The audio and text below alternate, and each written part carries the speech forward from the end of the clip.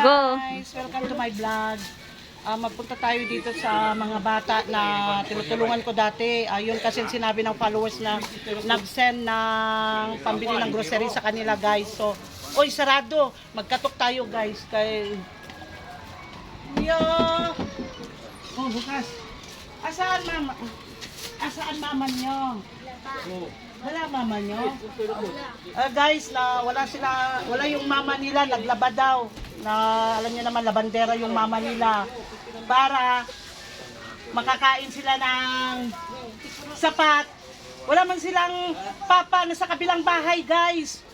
So, ang mama nila ay naghahanap buhay lang. Tapos, nakikitira sila dito sa bahay nito, guys. Hindi nila bahay ito, may naawa sa kanila. So, pinatira sila dito sa bahay nito. Magpasok ako, ha? Yung paano babuksan ito? So guys, pasok tayo. Ayan. Ito dito guys, ito yung kwan yung may binigay yung followers sa inyo, no? Binili ko na lang ng grocery. Ito. Oh. Ali kayo, kumain na kayo? Kumain. Anong kinain nyo? Saging. Ha? Saging. Saging yung kinain nyo? Inano nyo yung saging? Sinawsaw sa Sinawsaw sa? Bagoong? bagoong. Na guys, sinawsaw daw nila sa bagoong yung saging. Kunin nyo yung kapatid nyo. Kaya ibigay natin itong yung grocery na ibinigay ng followers sa inyo. Binigyan kayo ng followers 500. So 300 lang ang binili ko dito. May sobra ko na 200 baon nyo bukas. So ito, merong biscuit, pita. Yes, sabi ni Juan. Merong Nescafe Creamy Latte. Ayan, nagsayaw nyo. Nagsayaw yung si Juan guys, yung kapatid nila. Ayan. At merong, ayan guys, merong Juan. Choco. At merong,